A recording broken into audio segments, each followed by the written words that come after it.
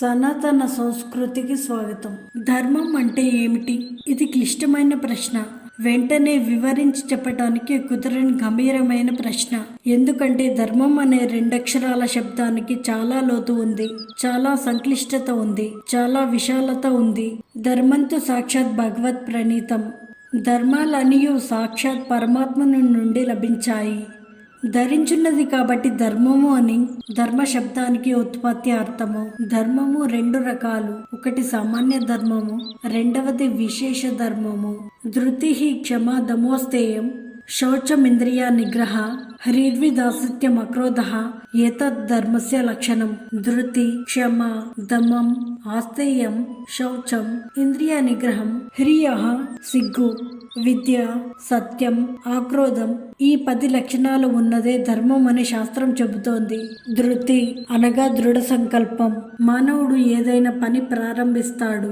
తనకు సంబంధించినది కానివ్వండి, సమాజానికి సంబంధించినది కానివ్వండి, ప్రారంభించేటప్పుడు ఏ సమస్యలు ఉండవు. కానీ ప్రారంభించిన కొన్ని రోజులకే అనేక సమస్యలు ప్రారంభమవుతాయి. ఎన్నెన్నో అడ్డంకులు కలిగి నిరాశ కలుగుతుంది. ఎన్ని అడ్డంకులు వచ్చినా ఆత్మబలంతో, అకుటింత దీక్షతో ధృతి చెడకుండా ముందుకు సాగిపోవాలి. రెండవది క్షమ.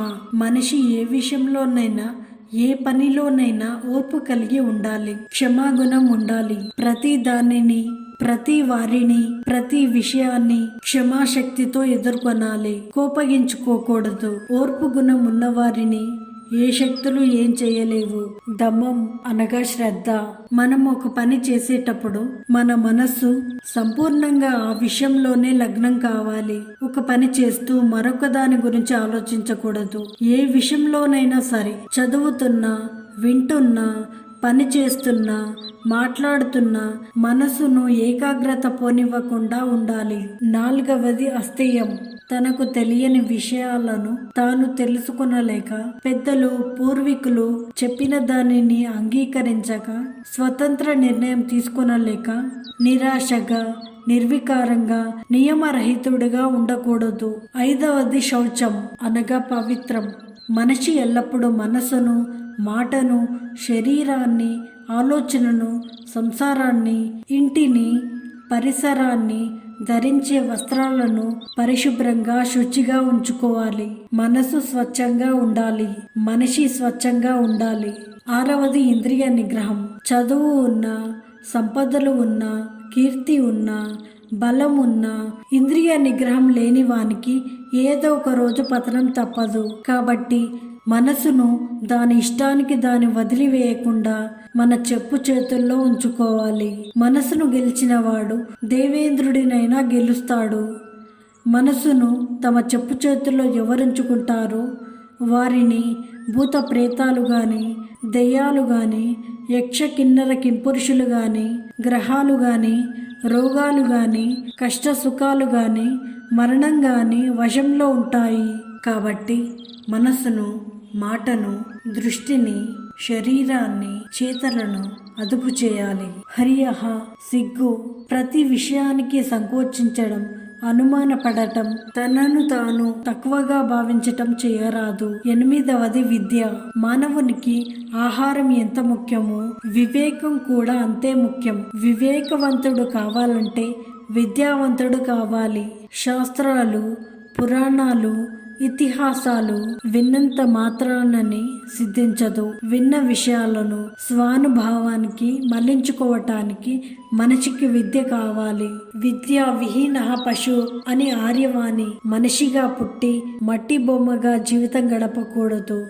ఎంతటి కష్టాలైనా, స్థితిగతులు ఎంతటి బాధకరమై ఉన్నా భిక్షమెత్తి అయినా చదువుకోవాలి అని ఋషివాక్యం. విద్య ప్రతి వ్యక్తికి నిర్బంధంగా ఉండాలి. తొమ్మిదవది సత్యం. మనిషి సత్యవ్రతం కలిగి ఉండాలి. అకారణంగా, అనవసరంగా ఒకరిని మెప్పించటం కోసం, తన పనిని సాధించుకోవటం కోసం, తాను ఏ విధంగానైనా ప్రయోజనం పొందటం కోసం, తన వారిని తృప్తి పెట్టడం కోసం అబద్ధాలు చెప్పకూడదు. అబద్ధం అవమానం కలిగిస్తుంది. అబద్ధం అల్పసుఖాన్ని మాత్రమే కలిగిస్తుంది. అబద్ధం మరొక నాటికి అవమానం పాలు చేస్తుంది. అబద్ధం మనిషి విలువను మట్టి చేస్తుంది. మన శక్తిని, మన కీర్తిని, మన గొప్పతనాన్ని, పాతాళానికి తొక్కివేస్తుంది.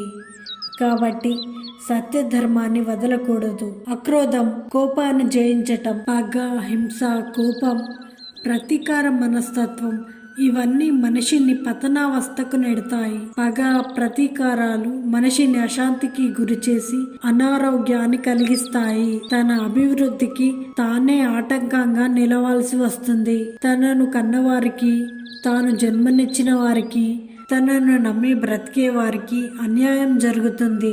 అకారణంగా సాటి ప్రాణులను హింసించటం, తన దారిన తాను వెళ్తున్న ప్రాణుల్ని భయపెట్టి పరిగెత్తించటం మంచిది కాదు. కోపాన్ని జయిస్తే మనుషులను జయించవచ్చు, సమస్యలను అధిగమించవచ్చు.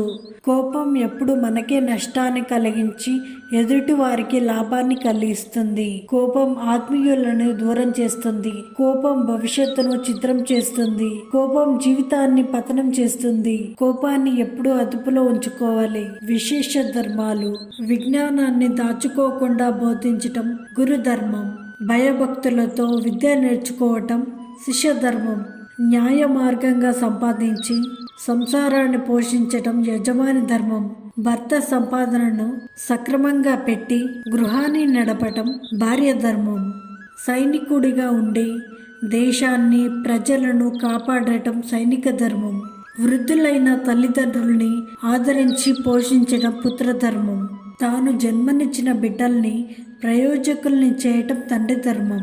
తన ఇంటికి, తనను కన్నవారికి పేరు ప్రతిష్టలు తేవటం బిడ్డలందరి ధర్మం. తన వృత్తి ఎటువంటిదైనా వృత్తిని గౌరవించటం ప్రతి వాని ధర్మం. తాను సంపాదించిన దాన్ని తన వారితో పంచుకొని తినటం సంసార ధర్మం. అసహాయులని కాపాడటం మానవతా ధర్మం. ఇచ్చిన మాట నిలుపుకోవటం సత్యధర్మం. ధర్మసాక్షిగా పెండ్లాడిన భార్యను వదిలివేయకుండా ఉండటం వివాహ ధర్మం. తన భర్త అందహీనుడైన స్థితిపరుడు కాకున్నా నమ్మి ఉండటం భార్య ధర్మం. నమ్మిన మిత్రునికి అపకారం చేయకుండా ఉండటం మిత్రధర్మం. సోమరితనం లేకుండా ఉండటం పురుష ధర్మం.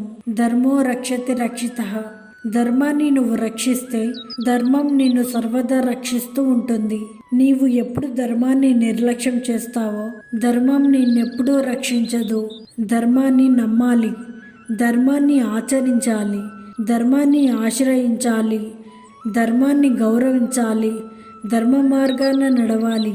ధర్మ మార్గాన నడవటం వల్లనే యుధిష్ఠిరునికి ధర్మరాజు అని పేరు వచ్చింది. యథా యథా హి ధర్మస్య గ్లానిర్భవతి భారత అభ్యుత్థానమ ధర్మస్య తదాత్మానం సృజమ్యాహం. ఓ అర్జున, ఎప్పుడెప్పుడు ధర్మము క్షీణించి అధర్మము వృద్ధి అగుచుండునో అప్పుడు నన్ను నేను సృజించుకుంటాను అని చెప్పాడు యోగీశ్వరుడైన శ్రీకృష్ణ పరమాత్ముడు.